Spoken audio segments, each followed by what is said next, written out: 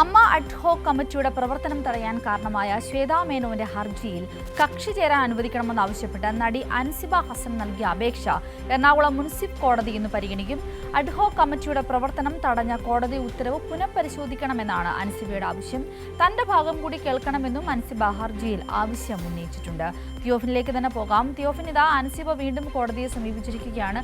കോടതി തള്ളിയ ഒരു ഹർജിയാണ്. ആ ഹർജി പുനഃപരിശോധിക്കണം, ഒപ്പം തന്നെ ആ ഹർജിയിൽ കക്ഷി ചേരാൻ തന്നെ അനുവദിക്കണം, തന്റെ ഭാഗം കൂടി കേൾക്കണം തുടങ്ങിയതൊക്കെയാണ് അൻസിബയുടെ ഒരു ആവശ്യം. കോടതി എപ്പോഴാണ് ഈ കേസ് പരിഗണിക്കുക? വിവരങ്ങൾ എന്തെല്ലാമാണ്?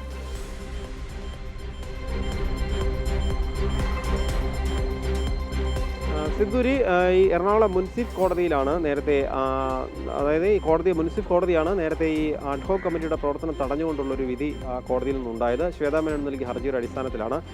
അതിൽ ശ്വേതാ മേനോൻ അന്ന് മുന്നോട്ട് വെച്ച വിഷയങ്ങൾ ഇതാണ്. അമ്മ സംഘടനയുടെ ബൈലോ പ്രകാരം ഇത്തരത്തിലൊരു അഡ്ഹോക് കമ്മിറ്റി രൂപീകരിക്കാനോ അതിനെ പ്രവർത്തനം ഏൽപ്പിക്കാനുള്ള ഒരു സാധ്യതയില്ല. അങ്ങനെ ബൈലോ അനുവദിക്കാത്തതുകൊണ്ട് തന്നെ അതിൻ്റെ പ്രവർത്തന നിയമവിരുദ്ധമാണെന്ന് ചൂണ്ടിക്കാണിച്ചുകൊണ്ടാണ് ശ്വേതാ മേനോൻ നേരത്തെ കോടതിയെ സമീപിച്ചത്. അതിൻ്റെ അടിസ്ഥാനത്തിലാണ് എറണാകുളം മുനിസിപ്പൽ കോടതി ശ്വേതയ്ക്ക് അനുകൂലമായ ഒരു വിധി ഉണ്ടാവുകയും വളരെ പെട്ടെന്ന് തന്നെ അന്ന് രമേശ് പിഷാരടി ഉൾപ്പെടെയുള്ളവർ അത് ഈ അഡ്ഹോക് കമ്മിറ്റിയുടെ പ്രവർത്തനം അവസാനിപ്പിക്കുന്നതായി അറിയിക്കുകയും ചെയ്തത്. പക്ഷേ ഇതുമായി ബന്ധപ്പെട്ട് രമേശ് പിഷാരടിയുടെയും ഒരു ഹർജി കൂടിയുണ്ട് എന്നാണ് പറയുന്നത്. രമേശ് പിഷാരടി ഈ അഡ്ഹോക് കമ്മിറ്റി എങ്ങനെ പ്രവർത്തിച്ചു എന്നുള്ള കാര്യം, അതിൻ്റെ വിശദീകരണം, പ്രതിസ്ഥാനത്ത് വരുന്നത് ഇവിടെ രമേശ് പിഷാരടി കൺവീനറായ അഡ്ഹോക് കമ്മിറ്റിയാണ്. അതുകൊണ്ട് തന്നെ അവരുടെ ഭാഗത്ത് നൽകേണ്ട വിശദീകരണങ്ങൾ എന്നൊരു പക്ഷേ അത് കോടതിയിൽ അത് രേഖാമൂലം വിശദീകരിക്കാനുള്ള ഒരു സാധ്യത. അതോടൊപ്പം തന്നെ ഈ ഇതുമായി ബന്ധപ്പെട്ട് അൻസിബ ഈ ആവശ്യം തൻ്റെ ഭാഗം കൂടി കേൾക്കണം, അതായത് ഈ അഡ്ഹോക് കമ്മിറ്റിയുമായി ബന്ധപ്പെട്ട്, കാരണം നേരത്തെ ഭരണസമിതിയിൽ ഉണ്ടായിരുന്ന ആളാണ്. അതുകൊണ്ട് തന്നെ ഈ അഡ്ഹോക് കമ്മിറ്റിയുടെ പ്രവർത്തനം നിയമവിരുദ്ധമാണെന്ന് കാണിച്ചുകൊണ്ട് ശ്വേതാ മേനോൻ നൽകിയ ഹർജി, അതിൽ ശ്വേതയോടൊപ്പം കക്ഷി ചേരണമെന്ന് കാണിച്ചുകൊണ്ട് അൻസിബ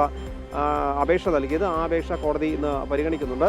എന്തായാലും ഇതുമായി ബന്ധപ്പെട്ട് തൻ്റെ ഭാഗം തനിക്ക് പറയാനുള്ളതുകൂടി കേൾക്കണം എന്നാണ് അൻസിബയുടെ ആവശ്യം. സംഘടനയുടെ ബൈലോ പ്രകാരം യാതൊരു രീതിയിലുള്ള നിയമസാധ്യതയും ഈ അഡ്ഹോക് കമ്മിറ്റിക്ക് ഇല്ല എന്ന് തന്നെയാണ് ശ്വേതാ മേനോൻ ഇതുമായി ബന്ധപ്പെട്ട് കോടതിയിൽ മുന്നോട്ട് വെച്ചിട്ടുള്ളത്. എന്തായാലും ഒരു പക്ഷേ അൻസിബയ്ക്ക് കോടതിയുടെ ഭാഗത്ത്, മുനിസിപ്പൽ കോടതിയുടെ ഭാഗത്ത് നിന്ന് അനുമതി ലഭിക്കുകയാണെങ്കിൽ ഒരു പക്ഷേ ശ്വേതാ മേനോനോടൊപ്പം അൻസിബ കൂടി ഇതിൽ കക്ഷിയാവും. അല്ലാത്ത പക്ഷം ഇത് കോടതി പരിശോധിച്ച ശേഷമാകും ഇതുമായി ബന്ധപ്പെട്ടുള്ള തീരുമാനങ്ങൾ ഉണ്ടാവുക. എന്തായാലും അൻസിബയെ സംബന്ധിച്ച് ഈ അപേക്ഷ അല്ലെങ്കിൽ ഈ അഡ്ഹോക് കമ്മിറ്റിയുടെ പ്രവർത്തനത്തെ എതിർത്തുകൊണ്ടുള്ള ഹർജിയിൽ കക്ഷി ചേരണമെന്ന ആവശ്യത്തിൽ ഇന്ന് കോടതിയുടെ ഇടപെടൽ നിർണായകമാകും. ശരി, തിയോഫിൻ.